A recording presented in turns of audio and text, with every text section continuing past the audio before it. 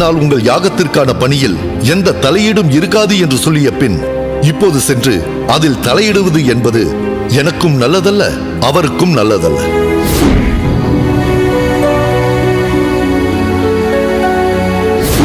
மழை வளம் வேண்டும் என்பதற்காகத்தான் நாம் யாகம் நடத்துகிறோம். மழை பொழிந்து நாடு செழிக்கட்டும். அதுவரை சிறிது காலம் பொறுத்துக் கொள்ளுங்கள்.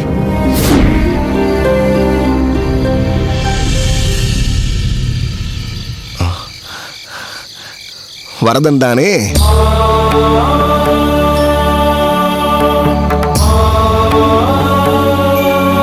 அபாரம் திருக்கச்சி. ஆமாம், எப்படி நான் தான் என்று நீர் கண்டுபிடித்தாய்? வரதா, கண்களை திறந்து கொண்டு காரியங்களை செய்யும் போதும் கண்களை மூடி உறங்கும் போதும் உடல் உறங்குமே தவிர மனம் உறங்குவதில்லை என்பது நீ அறியாததா என்ன? ஆமாம், உண்மைதான். அப்படி உறங்காத அடியேனின் மனதில் நிறைந்து நிற்பவன் நீதானே வரதா? அதுவும் உண்மைதான். திருக்கட்சியின் இதயம் என்னிடம். ஆனால் புத்தி மட்டும் எங்கோ சஞ்சரிப்பது போல் தெரிகிறதே. அடியேன் உன்னிடம் தஞ்சமடைந்ததால் சதா அடியேனின் நெஞ்சில் வசிப்பவன் நீ. அடியேனின் இதயத்தில் என்ன இருக்கிறது என்பதை நீ உணராமலா இருப்பாய்? இருப்பினும் உன் திருவாயால் எதையும் நீ சொல்ல வேண்டும், அதை நான் கேட்க வேண்டும். அதில் தானே எனக்கு அலாதியான ருசி. சரி வரதா, அடியேனை கூறிவிடுகிறேன். சிறிது நேரம் முன்பு அடியேனின் கண்களை கட்டி லீலை செய்தாயே, அதேபோல் இந்த நாட்டை ஆளும் மன்னனின் கண்களையும் கட்டிவிட்டாயோ? ஏன் சுற்றி வளைக்கிறார் திருக்கட்சி? நேரே விஷயத்திற்கு வாயேன். உயிர் காக்க தண்ணீர், மானம் காக்க உடை, ஆத்ம சஞ்சாரம் செய்யும் இந்த உடல் வளர அன்னம் என்று உணர வைத்தவன் நீ. இப்போது அந்த அன்னம் தானமாக அளிக்கப்பட மன்னரே தடை விதித்திருக்கிறாரே. மன்னரே அப்படி செய்கிறாரா என்ன? வள்ளல் குணம் கொண்டவன் செய்யும் காரியம் இல்லையே இது. என்ன செய்வது? வள்ளல் குணம் கொண்ட மன்னனை உள்ளத்தில் பள்ளம் கொண்ட ஒரு பண்டிதர் இப்படி செய்யும்படி செய்திருக்கிறார். அவரை நீயும் அறிவாய். யார்? நீரேதான் சொல்லுமேன். யாதவ பிரகாசர். ஓ, அவரை பற்றி தான் உமது சிந்தனையில் அலசி கொண்டிருந்தாயா? ஆம் வரதா, யாதவ பிரகாசர் முதலில் மன்னரை தன் கைக்குள் போட்டுக் கொண்டார். அவர் மூலம் கோயிலையும் தன் கட்டுப்பாட்டுக்குள் கொண்டு வந்தார். விளைவு, இப்போது அன்னதானம் எதுவும் நம் கோயில்களில் நடைபெறக்கூடாது என்று ஆணையிட்டிருக்கிறார். அன்னதானத்தை தடுத்து என்ன செய்ய போகிறாராம் அந்த யாதவ பிரகாசர்? யாகம் செய்ய போகிறாராம். என்ன காரணத்திற்காக? மழைக்காக. நல்ல வேடிக்கை. வரதா, பிறகென்ன? தர்மங்கள் தலைத்தோங்கினால் அல்லவா மழை பொழியும். இங்குதான் தர்மத்தின் சிறப்பானதான அன்னதானமே தடை செய்யப்பட்டிருக்கிறதே.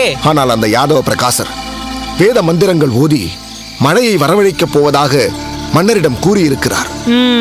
அப்படி சொல். செங்கோல் வேந்தனுக்கு ஓர் மறை, கற்புடைய பெண்டிற்கு ஓர் மறை, வேதம் ஓதும் அந்தனருக்கு ஓர் மறை, இப்படி மாதம் மும்மாறி, அதாவது 3 மழை ஒரு மாதத்திற்கு. அதுதானே விதி திருக்கட்சி. அப்படி என்றால் சம்பிரதாயத்திற்கும் சாஸ்திரத்திற்கும் விருத்தமாக அர்த்தங்கள் சொல்லும் யாதவ பிரகாசர் போன்றவர்கள் ஓதும் வேத மந்திரங்களுக்கும் ஒரு மழை என்கிறாயா வரதா? நான் அப்படி சொல்லவில்லையே. நான் குறிப்பிட்டவர்களில் யாருக்கு களங்கம் ஏற்பட்டாலும் பெய்யும் மாறி மாறி பெய்யும் என்றுதான் சொல்ல வந்தேன். மாறி என்னும் மழை மாறி பெய்யும் என்றால்? எப்பொழுது வேண்டுமோ அப்போது பெய்யாமல் காலம் மாறி மழை பெய்யும் என்றுதான் சொன்னேன். காலம் தப்பி பெய்தாலும் மழை அவசியம்தானே வரதா? அப்படி இல்லை திருக்கட்சி. மழை பொழிந்தாலும் சுபிட்சமாக, அதாவது அனைவருக்கும் நன்மை பயக்கும் வகையில் பொழிய வேண்டுமல்லவா? அதுதானே நல்ல மழை. ஆம் வரதா. ஆனால் பேச்சு வழக்கு எப்படி இருக்கிறது? ஒரு கடிதான் கடித்தது, ஆள் யமலோகம் போய்விட்டான் என்கிறார்கள். எது கடித்தது என்றால் நல்ல பான்பு என்கிறார்கள். 4 நாட்கள் ஆயிற்று, குழந்தை கண்ணே விழிக்கவில்லை என்கிறார்கள். என்ன காரணம் என்று கேட்டால் நல்ல காய்ச்சல் என்கிறார்கள். ஒரு கிராமமே தண்ணீரில் அடித்து கொண்டு போய்விட்டது என்கிறார்கள். எதனால் என்றால் பயங்கர மழை என்கிறார்கள். அப்படி ஒரு மழை பெய்தால் நன்றாகவா இருக்கும் திருக்கட்சி? இல்லை இல்லை, அப்படி ஒரு மழை பொழியக்கூடாது. அனைவரும் வாழும்படி பொழிய வேண்டும். அப்படி என்றால் நான் ஏற்கனவே குறிப்பிட்டேனே, 3 பேர்களுக்காக 3 விதத்தில் மழை பெய்யும் என்று. தற்போது 4ஆவதாக ஒரு விதி சொல்கிறேன், அதை கேளும். நல்லோர் ஒருவன் இருக்க அவன் பொருட்டு பெய் என்றால் மழை பொழியும். இவ்விதியை கொண்டு மழையை பெற்று வாழலாமே. யாரை கொண்டு இவ்வகையில் மழையை வரவழைப்பது வரதா? ஏன், உம்மை கொண்டுதான். வரதா, ஏன் அதிர்ச்சி அடைகிறாய் திருக்கச்சி? திருவாயால் மழை வேண்டும் என்று மனதில் நினைத்து கொண்டு ஒரு தமிழ் பாசுரம் பாடும். நீர் குறிப்பிட்டது போல அனைவரும் வாழும்படி மழை பொழிந்து விட்டு போகிறது. அது எப்படி வரதா? ஏன், நான் பொய் சொல்கிறேன் என்கிறாயா? அப்படி இல்லை வரதா. அடியேன் தமிழ் பாசுரம் பாடினால் மழை பொழியுமா? ஏன், தமிழ் பாசுரத்திற்கு மகத்துவம் இல்லை என்கிறாயா? வரதா, உன்னிடம் பேசி அடியேனால் வெற்றி பெற முடியுமா? அடியேன் அந்த அர்த்தத்தில் சொல்லவில்லை.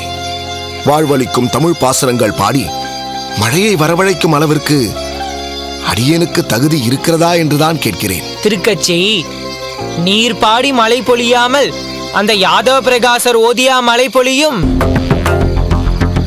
நம்பி, கோவில் வேண்டுமானால் அந்த யாதவ பிரகாசரின் கட்டுப்பாட்டில் இருக்கலாம், இந்த வரதன் அல்லவே. புரியவில்லை? வரதன் அவர் கட்டுப்பாட்டில் இல்லை என்றேன். நாடாளும் அரசன் அந்த யாதவ பிரகாசரின் வசம் இருக்கலாம், ஆனால் 14 லோகமும் ஆளும் இந்த வரதராசன் அவன் வசம் இல்லையே. உம்மை போன்ற தூய்மையான பக்தர்களின் வசம்தான் இருக்கிறேன். யாதவ பிரகாசரோடு மந்திரத்தால் மழை பொழியும் என்றால், என் பக்தரான திருக்கச்சி நம்பி பாடும் பாசுரத்தாலும் மழை பொழியும்.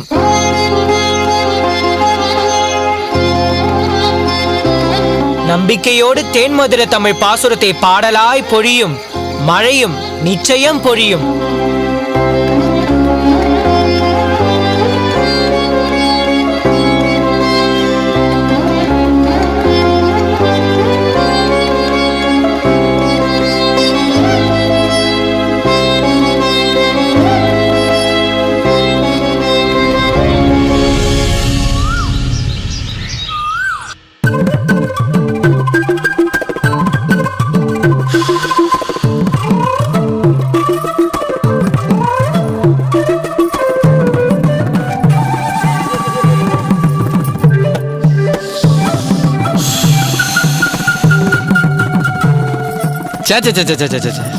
என்ன இது?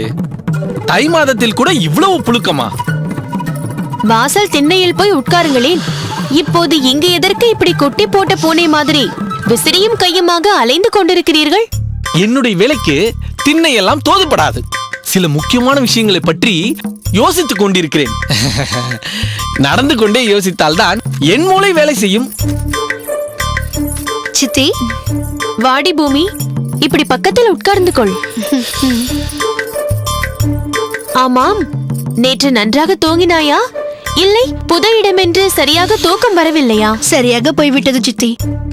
இது என்ன, எனக்கு பொது இடமா? அம்மாவின் பக்கத்தில் படுத்துக்கொண்டு அருமையாக உறங்கி போனேன். ஆனாலும் அப்படி தெரியவில்லையே. ஏதோ சற்று மந்தமாக இருப்பது போல் என் கண்ணுக்கு தென்படுகிறது. என்ன பூமி, புக்ககத்தில் எல்லாம் நன்றாக போய்க் கொண்டிருக்கிறதோ இல்லையோ?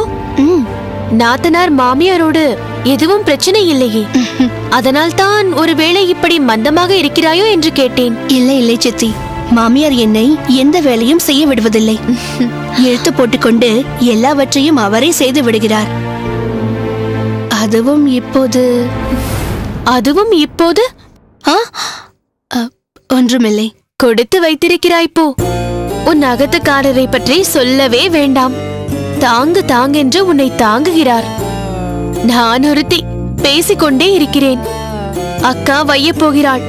மாங்காய் வெள்ள பச்சடி செய்ய போகிறேன். சீக்கிரம் மாங்காயை நறுக்கி கொண்டு வா என்றாள். முதலில் மாங்காயை நறுக்கி முடிக்க வேண்டும். என்ன இது? 2 மாங்காய் இருந்ததே, திடீரென்று ஒன்றை காணோமே. என்ன, மாங்காவை காணோமா? மந்திரத்தால் மாங்காவை வரவழைப்பார்கள் என்று கேள்விப்பட்டிருக்கிறேன். மந்திரத்தால் மாங்காவை மறைய கூட வைப்பார்களா? சரியாக தேடிப்பார், அங்கேயே தான் இருக்கும். சுவாமி, சற்று அந்த மாங்காயை கொடுக்கிறீர்களா? எது? என்ன என்னிடம் கேட்கிறாய்? நான் மாங்காய் எல்லாம் எடுக்கவில்லை. எனக்கு தெரியும் சுவாமி. எதற்காக இங்கே சுற்றி கொண்டிருக்கிறார் இவர் என்று நினைத்துக் கொண்டேதான் மாங்காயை நறுக்கிக் கொண்டிருந்தேன். அது எப்படித்தான் என் கண்ணில் மண்ணை தூவிவிட்டு நீங்கள் மாங்காயை எடுத்துக் கொண்டீர்களோ. விளையாடாதீர்கள், அக்கா அவசரப்படுத்திக் கொண்டிருக்கிறாள். சீக்கிரம் மாங்காயை கொடும். பெரிய பிராட்டி, உன் அகத்துக்காரனையே சந்தேகப்படுகிறாயா? மாங்காய் மீது சத்தியமாக சொல்கிறேன், நான் மாங்காயை எடுக்கவில்லை. எனக்கு வேண்டுமென்றால் உன்னிடம் சொல்லிவிட்டு எடுத்துக்கொள்ள போகிறேன். அதுவும் இல்லாமல் வெறும் மாங்காய் எல்லாம் எனக்கு பிடிக்காது. உப்பு மிளகாய் பொடி எல்லாம் தூவி கலவையில் புரட்டி சாப்பிட்டால் தான் எனக்கு பிடிக்கும். அது உனக்கே தெரியும் அல்லவா? ஆமாம். பிறகு மாங்காய் எங்கேதான் போயிருக்கும்? நில் பூமி, எங்கே திரும்பு. கையை நீட்டு. அந்த கையை நீட்டு. இரண்டு கையும் நீட்டு.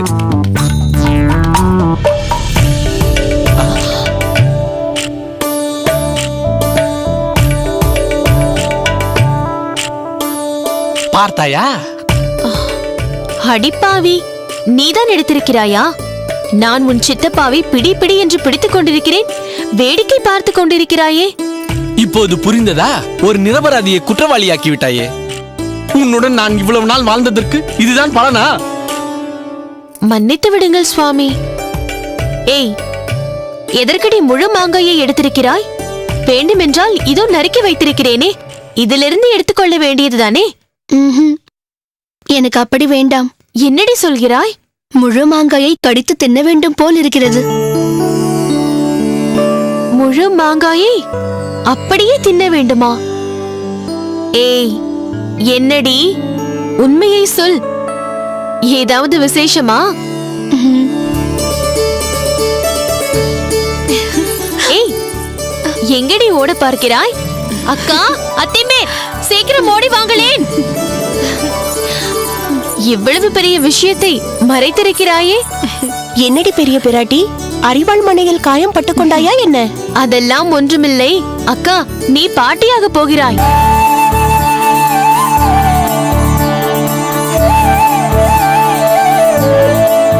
அத்திம்பேர், நீங்கள் தாத்தாவாக போகிறீர்கள்.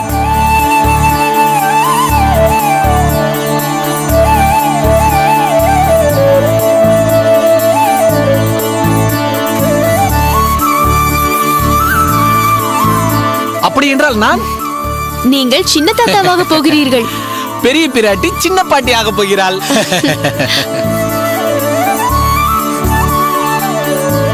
அக்கா, இப்போதுதான் பூமி என்னிடம் சொன்னாள். எத்தனையாவது மாதம் பூமி? என்னம்மா பூமி இது? மாப்பிள்ளை உன்னை கொண்டு வந்து விட்டு போனாரே, அப்போதே சொல்லியிருக்க கூடாதா? ஆமாமடி, நீ ரொம்பவும் அழுத்தக்காரி. அன்றைக்கே சொல்லி இருக்கலாம் அல்லவா? எனக்கு மிகவும் வெட்கமாக இருந்ததம்மா. அடடடடடா, நல்ல ஒரு வாய்ப்பு நழுவி போய்விட்டதே. மாப்பிள்ளை இருக்கும் போதே நீ இந்த சமாச்சாரத்தை சொல்லி இருந்தால் அவரை கேலி செய்தே உண்டியில்லை என்று ஆக்கியிருப்பேனே. அக்கா, இப்போதுதான் அக்கா புரிகிறது. இதற்காகத்தானா மாப்பிள்ளை கிளம்பும் போது பூமி தேவியை பார்த்து பத்திரம் பத்திரம், இப்படி நடக்காதே, அதை செய்யாதே, பாரம் தூக்காதே என்று சொல்லிக் கொண்டிருந்தார். இந்த கள்ளியும் ஒன்றும் தெரியாதது மாதிரி என்று சொல்லிக் கொண்டிருந்தாள். என்னடி பூமி இது? அப்போதே நீ சொல்லியிருந்தால் எவ்வளவு நன்றாக இருந்திருக்கும். ஆமாம் பூமி, நாங்கள் எல்லோரும் மாப்பிள்ளைக்கு வாழ்த்து தெரிவித்திருப்போம் அல்லவா? மாப்பிள்ளையோடு இந்த சந்தோஷத்தை நாம் கொண்டாடி இருக்க வேண்டாமா? சரி, பரவாயில்லை. எப்படியும் பூமியை திரும்ப அழைத்துக் கொண்டு போக வருவார் அல்லவா? அன்று மிகப்பெரிய விருந்து தயார் செய்து மாப்பிள்ளையோடு இந்த சந்தோஷத்தை கொண்டாடுவோம்.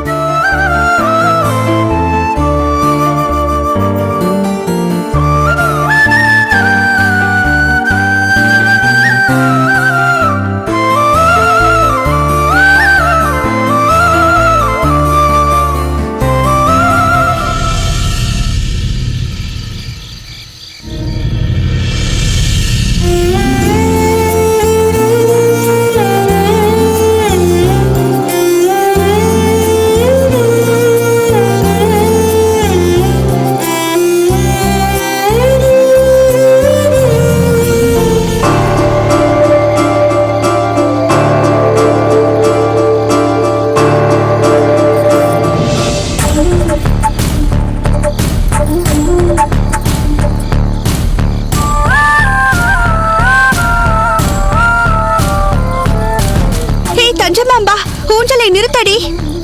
எதற்கடி நிறுத்த சொல்கிறாய்? முதலில் நிறுத்த சொல்கிறேன்.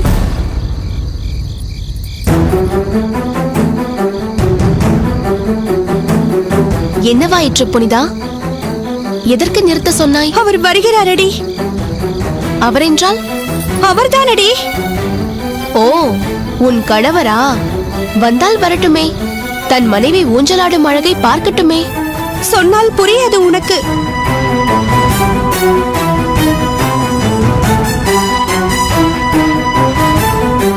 புனிதா, உனக்கு எவ்வளவு துணிச்சல்! வீட்டை விட்டு இங்கு வந்து ஊஞ்சலாடி கொண்டிருக்கிறாய். அதனால் என்ன? எவ்வளவு நேரம் அகத்துக்குள்ளேயே அடைப்பட்டிருக்க முடியும்? சிறிது நேரம் எங்களோடு இரு என்று நான் தான் சொன்னேன். நீ சொன்னால் உடனே உங்களோடு சேர்ந்து கொண்டு கொட்டமடிக்க வேண்டுமா, கூத்தடிக்க வேண்டுமா? அவள் என்ன உங்களைப் போல் விவாகமாகாத பெண்ணா?